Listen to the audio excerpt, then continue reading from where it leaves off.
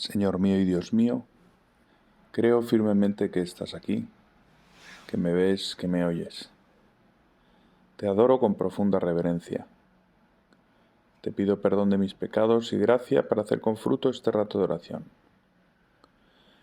Madre mía Inmaculada, San José mi Padre y Señor, Ángel de mi guarda, interceded por mí.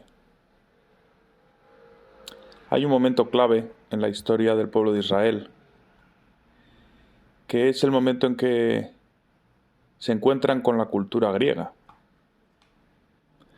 La cultura griega había supuesto un desarrollo enorme del pensamiento abstracto, del conocimiento especulativo. Israel, en cambio, tenía una sabiduría concreta. Como concreto era su lenguaje. Los griegos podían hablar del espíritu, de la mente, de la razón, de conceptos que cabía imaginar en el mundo de las ideas.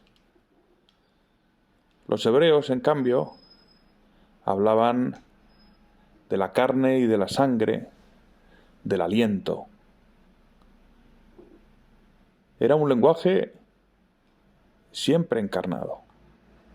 Y por eso toparse con esa otra cultura tan desarrollada en el plano de lo abstracto y de lo especulativo suponía un enorme desafío.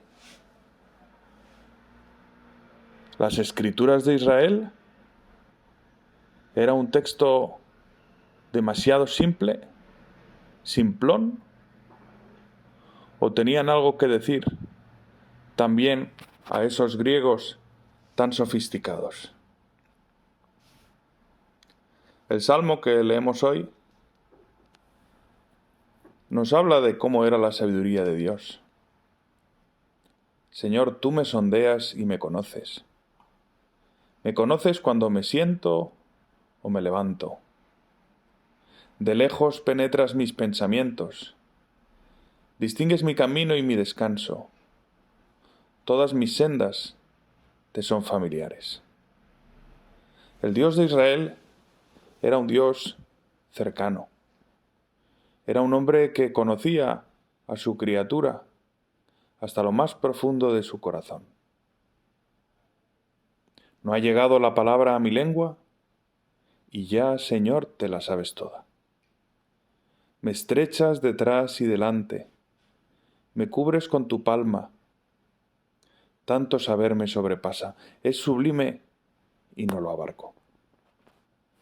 El Señor es Dios, tiene todo el poder y al mismo tiempo es el más cercano a su pueblo, el que lo conoce con la mayor intimidad.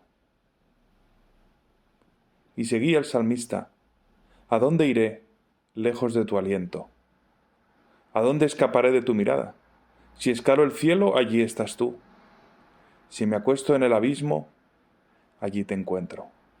Si vuelo hasta el margen de la aurora, si emigro hasta el confín del mar, allí me alcanzará tu izquierda, me agarrará tu derecha.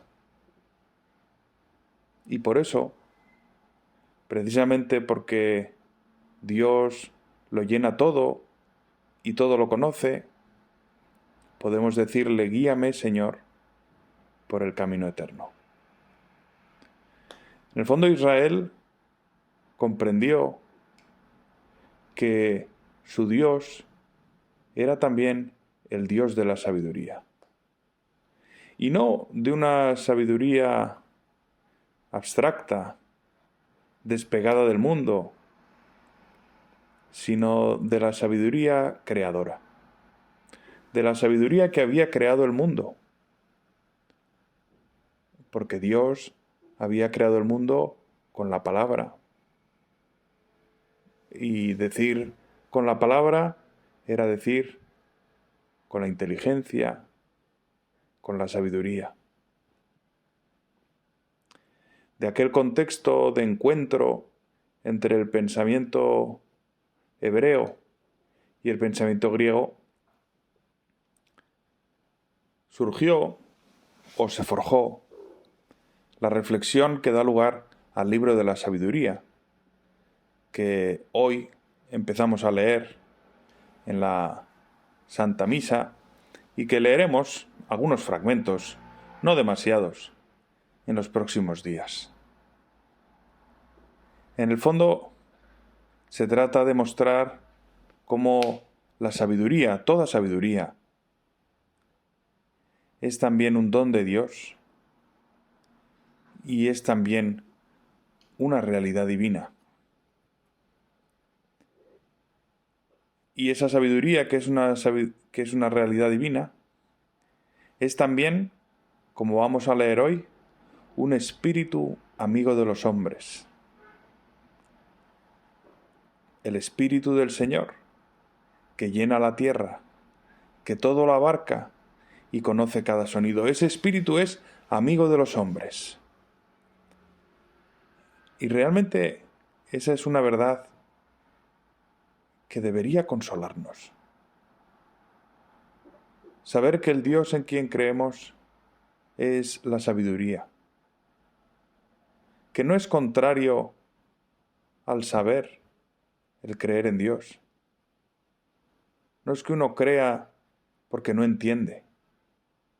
Es que el creer nos introduce en la sabiduría más alta. Nos introduce en la región sublime del saber que ha hecho el mundo y que conoce el camino hacia la eternidad. Señor, ¿cuántas culturas y cuántas personas en todas esas culturas han procurado a lo largo de los siglos encontrar la sabiduría? Y a nosotros se nos ha revelado.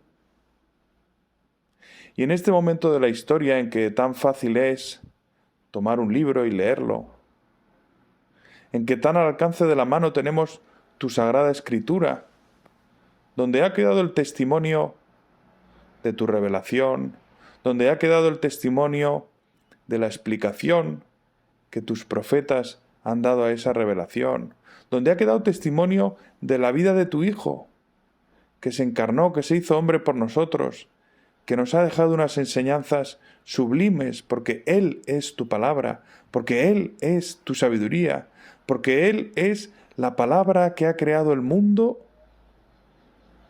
y que ha amado a la criatura humana dando la vida por ella. Nunca hemos tenido tan fácil acceder a esa palabra en el testimonio escrito que ha quedado en la Biblia, y de modo muy especial, por ser especialmente explícito, en el Nuevo Testamento. Y sin embargo, ¿cuántas veces tomo la Biblia? ¿Cuánto tiempo dedico al día a detenerme en un pasaje? ¿La he leído alguna vez? ¿Cuántos libros de los que forman la Biblia he leído? ¿Cuántos libros de los que forman el Nuevo Testamento he leído? A veces podría ser tan fácil como decir, voy a leerme el Evangelio de San Mateo, y me lo leo.